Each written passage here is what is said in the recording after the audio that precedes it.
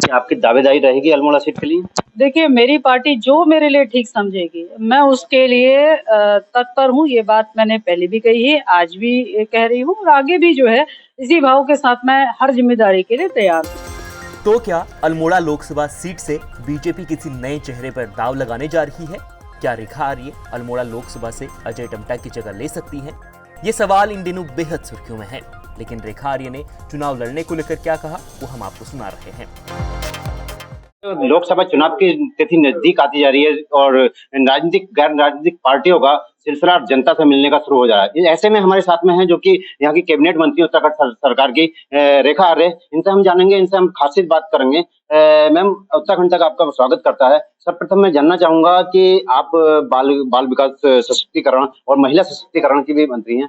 महिलाओं के सुरक्षा के लिए ऐसा कौन सा कदम उठा रही है सरकार जो कि लगातार महिलाओं के साथ अत्याचार और अन्य घटनाएं घट रही देखिए, महिलाओं के सशक्तिकरण को लेकर एक बच्ची के पैदा होने से लेकर, एक बच्ची के आंगनबाड़ी केंद्र में आने से लेकर, एक बच्ची के शिक्षा दीक्षा से लेकर, एक बच्ची के उच्च शिक्षा से लेकर, एक बच्ची के विवाह तक का सफरनामा सरकार के साथ में लगातार विभिन्न योजनाओं के कल्याणकारी योजनाओं के माध्यम से उनके लिए हम व्यवस्था देते हैं। रही बात उनकी सुरक्षा की, तो उत्तराखंड वैसे तो देवभूमि है, देवियों की भूमि बनाने की ओर हम सब मिलकर अग्रसर हैं।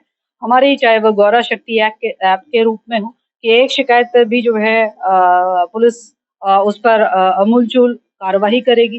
कभी कोई अपराध दुर्भाग्यवश घटित हुआ तो आपने यह भी देखा होगा कि अपराधी सलाखों के पीछे है। तो हम लोग सख्त से सख्त जो है, हमारी ये कोशिश है कि कानून का अनुपालन हो, महिलाएं अथवा बालिकाएं यहाँ पे सुरक्षित हो और लगातार ऐप के माध्यम से उनके अधिकारों की जानकारी के माध्यम से, बाल अधिकार संरक्षण आयोग की अवेयरनेस प्रोग्राम के माध्यम से ये सतत प्रयास में है कि बालिकाएं, महिलाएं अपने अधिकार को भी जाने, कानूनी सुरक्षा जो उनको प्रदत्त है वह भी जाने और जो सरकार द्वारा योजनाएं उनको दी गई हैं वह भी जाने।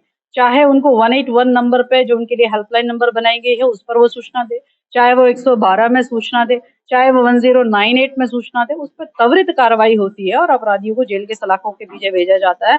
मुझे लगता है कि उत्तराखंड में महिलाओं से ज्यादा, महिलाओं के लिए इतना सुरक्षित वातावरण है, शायद ही कोई ऐसा मैं कह सकती हूँ कि जहाँ पर जो है सरकार का यह भाव कि जीरो टॉलरेंस, मतलब अपराध हम शून्य भी बर्बाद नहीं, हम अपराध जो है 1% भी हम बर्दाश्त नहीं करेंगे, उस भाव के साथ में राज्य सरकार जो है वो काम कर रही है। है? मैम, जिस तरह से कि लोकसभा चुनाव सर पर हैं, ऐसे में लोकसभा जो कि अल्मोड़ा है, ऐसा सुनने में आया है कि आप उसके लिए दावेदारी कर रहे हैं। कितनी सच्चाई है इसमें और क्या आप उसमें कहना चाहेंगे?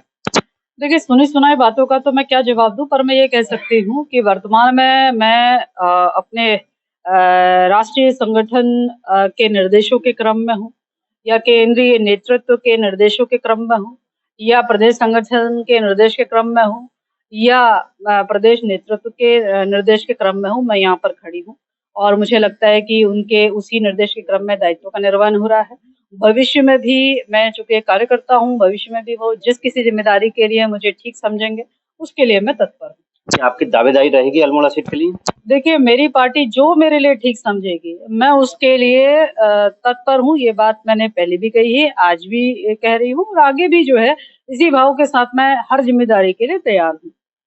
ये हमारे साथ जो कि रेखा आर्य थी, यहाँ की कैबिनेट मंत्री, उत्तराखंड सरकार में कैबिनेट मंत्री हैं। इनका साफ तौर पे कहना है कि अल्मोड़ा सीट पर जो कि लोकसभा 2024 चुनाव आने वाले हैं, उसमें इनकी दावेदारी इनके नेतृत्व तय करेगा। मैं अपने सहयोगी हरीश सैनी के साथ रमेश चंद्रा, उत्तराखंड तक।